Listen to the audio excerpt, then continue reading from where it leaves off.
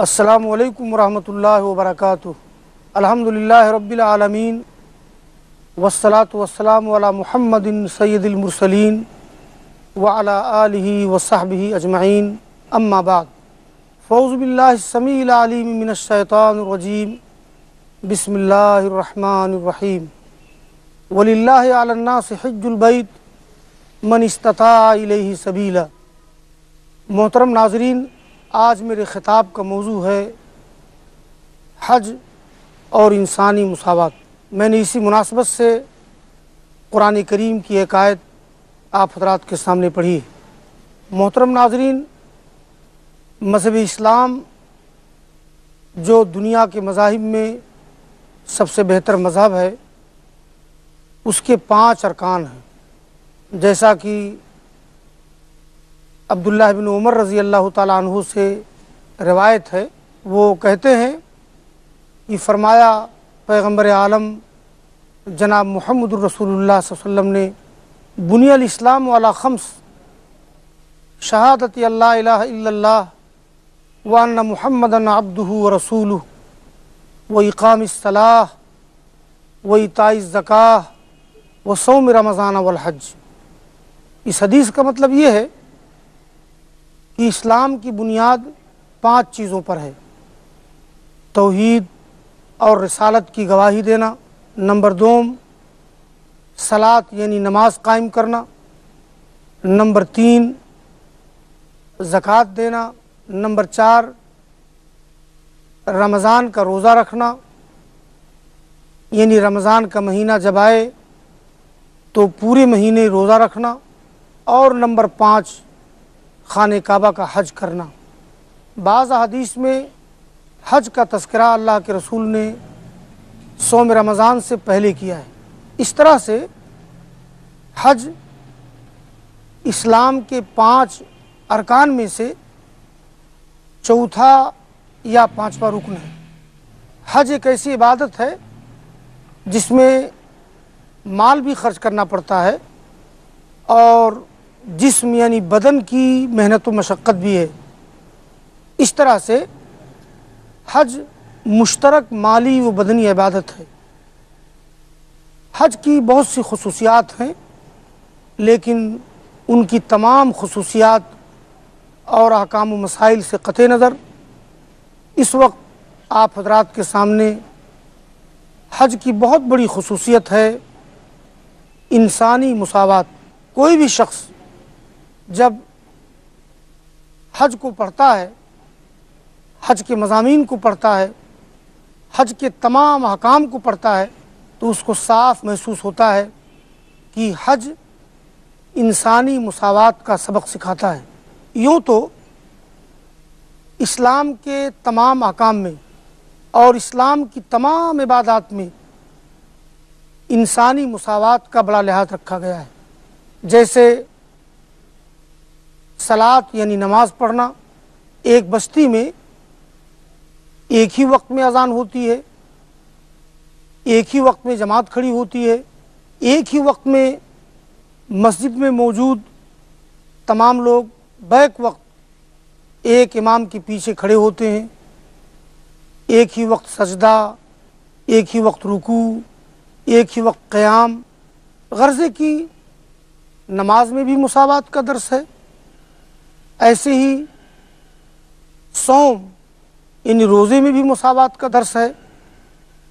جب رمضان کا چاند نکلتا ہے تو ایک ہی وقت میں گاؤں اور علاقہ کے تمام لوگ روزہ شروع کرتے ہیں، ایک ہی وقت میں تمام لوگ افطار کرتے ہیں۔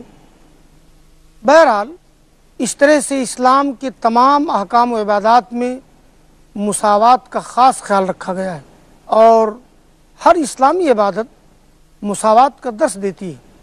لیکن تمام اسلامی عبادات میں خاص طور پر حج، اس کی بہت بڑی خصوصیت ہے کہ حج سے تمام انسانوں کو مساوات کا، برابری کا اور یکسانیت کا درس ملتا ہے۔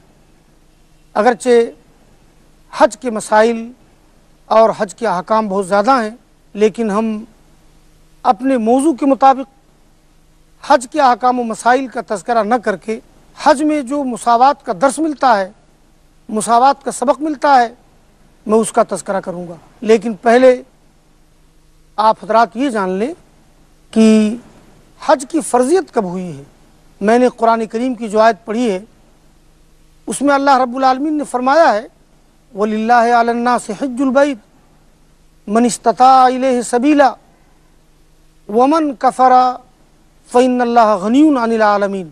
مطلب یہ ہے کہ اللہ رب العالمین کے لیے تمام لوگوں پر خانہ کعبہ کا حج کرنا فرض ہے، وہ تمام لوگ جو وہاں تک پہنچنے کی طاقت رکھیں، یعنی ان کی صحت ٹھیک ہو، ان کے پاس سفر خرچ ہو۔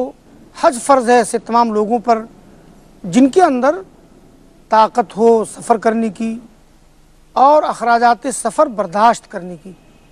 یہی مطلب ہے من استطاع الیہ سبیلا کا۔ البتہ عورتوں کے لیے استطاعت میں ان کے ساتھ کسی محرم کا ہونا بھی شامل ہے۔ اگر کسی عورت کا محرم سفر میں نہیں ہے تو اس کا حج نہیں ہوگا۔ تو یہ ہے ترجمہ اس آیت کریمہ کا جو میں نے تلاوت کی تھی۔ اس سلسلے میں دوسری بات یہ جان لیں کہ حج کی فرضیت سن 9 ہجری میں ہوئی ہے، یعنی اللہ کے رسول جب مکہ سے مدینہ تشریف لائے ہیں 8 سال گزر گئے اور 9واں سال شروع ہوا تو سن 9 ہجری میں حج فرض ہوا ہے۔ اس لیے کہ سن 9 ہجری میں مسلمانوں کی تعداد بھی بڑھی، مسلمان فارغ البال بھی ہو گئے اور اطمینان بھی ہو گیا ہر طرح سے، تب جا کر کے اللہ تعالیٰ نے حج کو فرض کیا ہے۔ یہ ہے حج کی فرضیت کے بارے میں قرآن کریم کی آیت جس کی میں نے تشریح کی ہے۔ حج کے سلسلے میں ایک اور بات بڑی اہم ہے جو جاننے کی ہے۔ قرآن کریم میں ایک مقام پر ابراہیم علیہ السلام کا اور اسماعیل علیہ السلام کا تذکرہ کیا گیا ہے کہ جب ان دونوں نے خانہ کعبہ کی تعمیر کی تو اس کے بعد اللہ تعالیٰ نے ابراہیم علیہ السلام سے کہا اے میرے نبی تم تمام لوگوں میں حج کا اعلان کر دو، لوگ خانہ کعبہ کا حج کرنے کے لیے پیدل آئیں گے اور دبلی پتلی اونٹنیوں پر آئیں گے جو آئیں گی دور دراز راستے سے۔ ابراہیم علیہ السلام نے جب یہ اعلان کیا تو اس وقت براڈ کاسٹنگ کا ذریعہ نہیں تھا، لیکن اللہ رب العالمین نے ابراہیم علیہ السلام کا وہ اعلان تمام مسلمانوں کی ارواح کو، تمام مسلمانوں کی قلوب کو سنا دیا تھا، اور اب جن لوگوں کو توفیق ملتی ہے، استطاعت ہوتی ہے، وہ اللہ تعالیٰ کے حکم کے مطابق حج کرتے ہیں۔ بہرحال حج کے تعلق سے یہ چند ضروری باتیں تھیں۔ اب اس کے بعد میں آپ کو بتانا چاہوں گا کہ حج میں اس طرح سے انسانی مساوات، انسانی برابری اور تمام انسانوں کی یکسانیت کا سبق نظر آتا ہے اور درس ملتا ہے۔ حج سے کس طرح سے انسانی مساوات کا درس ملتا ہے، میں اس سلسلے میں گفتگو احرام سے شروع کرتا ہوں۔ دیکھیے، جب آدمی حج کرنے جاتا ہے تو انسانوں کا لباس مختلف ہے، کوئی کرتا پاجامہ پہنتا ہے، کوئی شیروانی اور پاجامہ پہنتا ہے، کوئی شرٹ پتلون پہنتا ہے، کسی کے لباس کا رنگ الگ، کسی کے لباس کی سلائی الگ، لیکن اللہ رب العالمین نے قرآن کریم میں حکم دیا ہے اور اللہ کے رسول نے اس کی تشریح کی ہے اور تفصیل سے بتایا ہے کہ ہر وہ شخص جو حج کرنے جا رہا ہے اسے احرام باندھنا ہوگا، احرام کا لباس پہننا ہوگا۔ حج کے لیے مکہ کے چاروں طرف دور دراز علاقوں میں کچھ جگہیں متعین ہیں جہاں سے احرام باندھ کر گزرنا ہوتا ہے، اسی کو میقات کہتے ہیں۔ میقات پر پہنچتے ہی سب لوگوں کو احرام کا لباس پہننا ہوتا ہے، اور احرام کا لباس بالکل یکساں دو چادر ہے، ایک چادر آدمی پہن لیتا ہے، ایک چادر اوڑھ لیتا ہے۔ میں آپ کو بتانا چاہوں گا کہ حج میں کس طرح سے انسانی مساوات، انسانی برابری اور تمام انسانوں کی یکسانیت کا سبق نظر آتا ہے اور درس ملتا ہے۔ حج سے کس طرح سے انسانی مساوات کا درس ملتا ہے، میں اس سلسلے میں گفتگو احرام سے شروع کرتا ہوں۔ دیکھیے، جب آدمی حج کرنے جاتا ہے تو انسانوں کا لباس مختلف ہے، کوئی کرتا پاجامہ پہنتا ہے، کوئی شیروانی اور پیجامہ پہنتا ہے، کوئی شرٹ پتلون پہنتا ہے، کسی کے لباس کا رنگ الگ، کسی کے لباس کی سلائی الگ، لیکن اللہ رب العالمین نے قرآن کریم میں حکم دیا ہے اور اللہ کے رسول نے اس کی تشریح کی ہے اور تفصیل سے بتایا ہے کہ ہر وہ شخص جو حج کرنے جا رہا ہے اسے احرام باندھنا ہوگا، احرام کا لباس پہننا ہوگا۔ حج کے لیے مکہ کے چاروں طرف دور دراز علاقوں میں کچھ جگہیں متعین ہیں جہاں سے احرام باندھ کر گزرنا ہوتا ہے، اسی کو میقات کہتے ہیں۔ میقات پر پہنچتے ہی سب لوگوں کو احرام کا لباس پہننا ہوتا ہے، اور احرام کا لباس بالکل یکساں دو چادر ہے، ایک چادر آدمی پہن لیتا ہے، ایک چادر اوڑھ لیتا ہے۔ چادریں سستی مہنگی ہو سکتی ہیں، لیکن دو چادریں جن کا رنگ سفید، حج کے تمام مراحل میں تمام حجاج کرام کہیں کے بھی رہنے والے ہوں، عربی ہو، عجمی ہو، مشرق کا باشندہ ہو، مغرب کا باشندہ ہو، امریکہ کا رہنے والا ہو، برطانیہ کا رہنے والا ہو، افریقہ کا رہنے والا ہو، ہندوستان کا ہو، پاکستان کا ہو، کالا ہو، گورا ہو، کوئی بھی ہو، تمام لوگوں کو یکساں لباس احرام پہننا ہوگا۔ تو حج میں جو احرام کا لباس پہنا جاتا ہے وہ بھی مساوات کا درس دیتا ہے۔ آئیے بات آگے بڑھاتے ہیں۔ آدمی نے احرام باندھ لیا اور اب اس کا قافلہ مکہ پہنچا۔ مکہ پہنچنے کے بعد سب سے پہلے اللہ کے گھر کا، خانہ کعبہ کا طواف کرنا پڑتا ہے۔ جن لوگوں نے حج کیا ہے یا عمرہ کیا ہے وہ اس منظر کو دیکھ کر ہمیشہ یاد کرتے ہوں گے کہ کس طرح سے تمام لوگ والہانہ انداز میں اور یکساں انداز میں خانہ کعبہ کا طواف کرتے ہیں۔ حجر اسود سے خانہ کعبہ کا طواف شروع ہوتا ہے اور داہنے سائڈ سے ہوتے ہوئے پھر گھوم کر کے حجر اسود تک پہنچا جاتا ہے۔ ہو گیا ایک طواف۔ اس طرح سے خانہ کعبہ کا 7 طواف کرنا پڑتا ہے۔ زبان پر دعائیں، یکساں لباس، یکساں انداز میں خانہ کعبہ کا طواف۔ خانہ کعبہ کا طواف کرنے کے لیے کالے، گورے، عربی، عجمی کی خاص جگہ نہیں ہے، امیر و غریب کے لیے خاص جگہ نہیں ہے، حاکم اور محکوم کے لیے خاص جگہ نہیں ہے۔ سب کو خانہ کعبہ کے چاروں طرف طواف کرنا ہوتا ہے یکساں انداز میں۔ ہو گیا خانہ کعبہ کا طواف۔ خانہ کعبہ کے طواف کے بعد اب پھر مقام ابراہیم کے قریب 2 رکعت نماز پڑھنا ضروری ہے۔ سب لوگ بغیر کسی تفریق و امتیاز کے مقام ابراہیم کے قریب اس کے بالمقابل 2 رکعت نماز پڑھتے ہیں۔ اس کے بعد صفا اور مروہ کی سعی کی جاتی ہے۔ صفا مروہ کی سعی بھی یکساں انداز میں، صفا مروہ کی سعی اس طرح کی جاتی ہے کہ صفا سے آدمی سعی شروع کرتا ہے اور مروہ تک پہنچتا ہے، ایک سعی ہو گئی۔ اس طرح سے مروہ سے صفا دوسری سعی، اور اس طرح سے 7 بار سعی کرنا پڑتا ہے۔ سعی کا انداز بھی یکساں ہے، ایک طریقے سے ایک انداز پر سعی کی جاتی ہے۔ البتہ طواف میں، سعی میں اسلامی شریعت نے مریضوں کے ساتھ رعایت رکھی ہے۔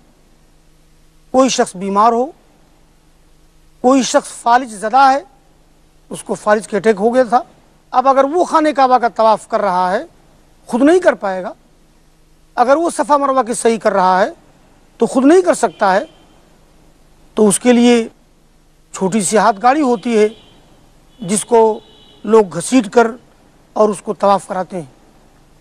یہ کوئی فرق و امتیاز نہیں ہے، بس کچھ انسانوں کی مجبوریوں کا لحاظ رکھتے ہوئے اللہ تعالیٰ کے پیغمبر نے یہ حکم دیا ہے کہ اس کو سواری پر بٹھا کر خانہ کعبہ کا طواف کرایا جا سکتا ہے، صفا مروہ کی صحیح کرائی جا سکتی ہے۔